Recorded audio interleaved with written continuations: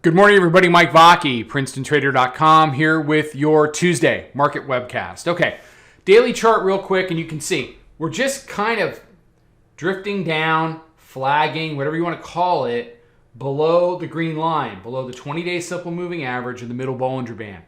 To the extent that that continues to happen, the advantage is to the bears. It keeps us in a sell rallies tape. Hourly chart, and you can see they try it every day. Resistance, resistance, resistance. As soon as they fell back through back on Wednesday of last week, on the 2nd, you continue to see this slow bleed. Now, what do the bears need to do? They need to take out the lows from Friday. Lows from Friday down 44.38.5. They need to involve some of these lower prices, and they need to hold below. So we talked about this whole consolidation area yesterday. Monthly pivot, weekly pivot, daily midband, daily pivot, hourly midband, a bunch of other shorter term stuff down to the 9-day. So the 9-day held as support. The 20-day held as resistance in what was a pretty wild last hour of the day. What we've seen in Globex is it's just it stayed, Have we stayed completely inside? Hold on.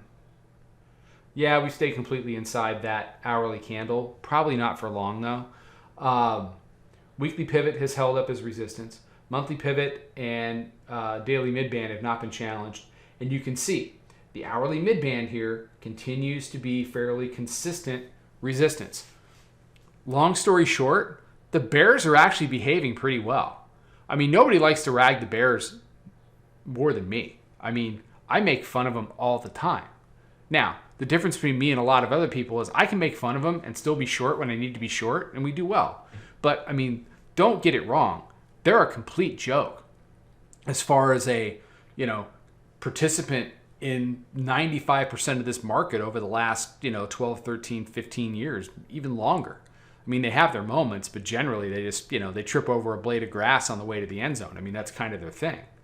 But what we have seen here is things that when the bears are acting well, you'd expect to be resistance, they are acting as resistance.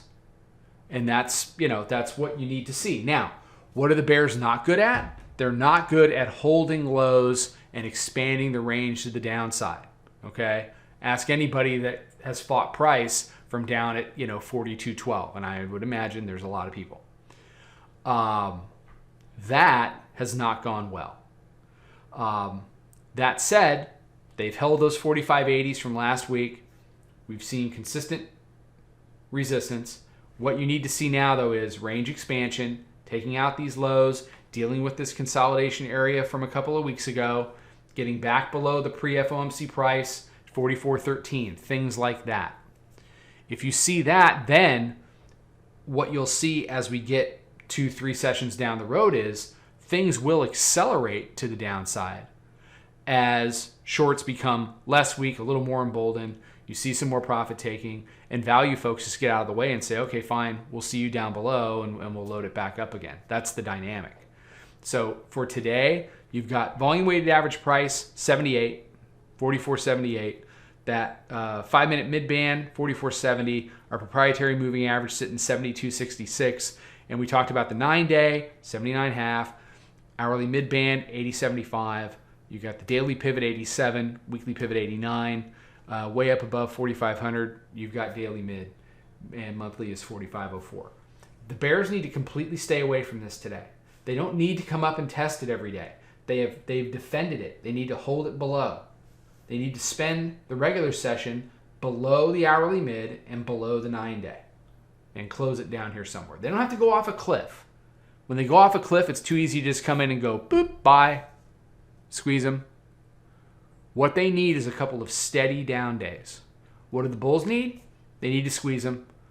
They need to figure out what's happening up here at the daily, turn that into support. If they can do that, then they can go after this high. They can go after the highs from back on the 2nd. Door number 3, you don't want to hear about door number 3. Door number 3 is we continue to be the ping pong ball here around all these inflection points. The one thing that's been nice is it's a wide enough range that you got more than enough elbow room to get done what you need to get done. We had a really big start to the week last week, really big start to the week yesterday, and we'll hopefully continue that into today. We're trying really hard not to overtrade and just to be opportunistic and just hit our numbers as we go. All right. Everybody have a fantastic day. Be safe, be healthy, take care. Come check out the room. We're going to have some free educational stuff coming up later in the month in the private Facebook group. And I think I'm just going to do a straight up free webinar.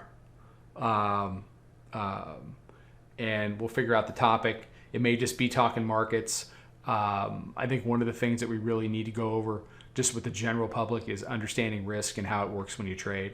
So that's probably going to be the topic, and we'll get a date out for that for late February, and we'll give plenty of people plenty of time to sign up for that. All right, take care, trade them well, and I'll talk to you tomorrow.